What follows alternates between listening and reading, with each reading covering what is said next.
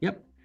All right. Well, good afternoon. We're on the record in the 53rd Circuit Court for the All right, County of. folks, we're officially on the record in the 53rd Circuit Court. Quick tip, on the record means everything said now is formally documented, so this is where the legal clock starts ticking. Courtroom tension is low, for now. Presque Isle. We are providing public access both in the Presque Isle courtroom and also online. And we have an arraignment on a probation violation warrant in People v. Tolgetska. It's file 24-93302FH. Counsel, you want to state your appearance, please? Yes, Mike Vogler. I'm here representing Mr. Stephen Togetska for this arraignment. Okay, thank you. All right, Ms. Tolgetska. Whoa, look at that, 4 alleged probation violations in just a few days.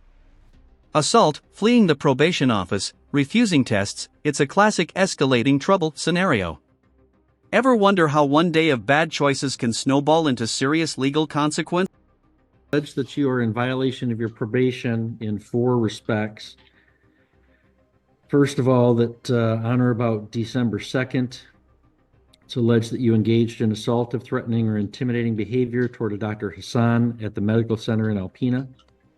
Secondly, it's alleged that on or about December 3rd, you fled the probation office and your whereabouts were unknown. Third, that on or about December 3rd, you refused to submit to a drug test when directed by your field agent. And fourth, that on or about December 3rd, you refused to submit to a PBT while directed by your field agent. You have the right to have a hearing on those allegations where they would need to be proven by a preponderance of the evidence. You have the right to the assistance of a lawyer. Mr. Vogler is there through MIDC to assist you with the arraignment on this. If you requested and qualified, we'd refer it for assigned counsel for you, or you can hire an attorney to choose them. Notice how the judge lays out the rights like a checklist: right to a lawyer, cross-examine, present evidence. This is legalese for you're not powerless, but many people freeze in court. Remember, understanding your rights can make or break your defense. You have the right to cross-examine any of the evidence presented against you and to present evidence in your own defense. If you are found to be in violation or you admit to it, you could be subject to the following penalties.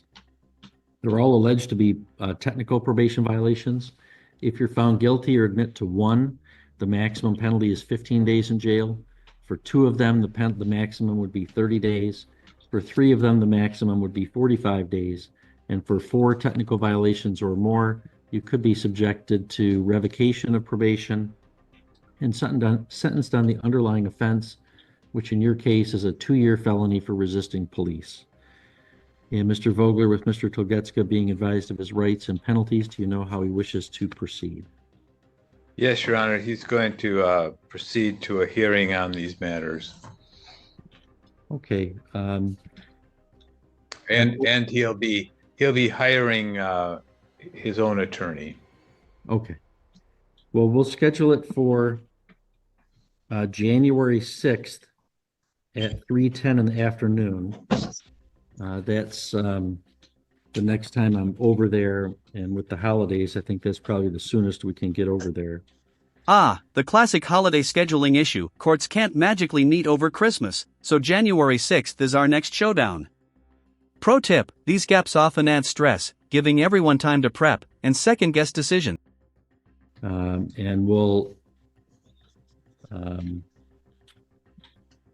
await an appearance for someone for Mr. Togetska.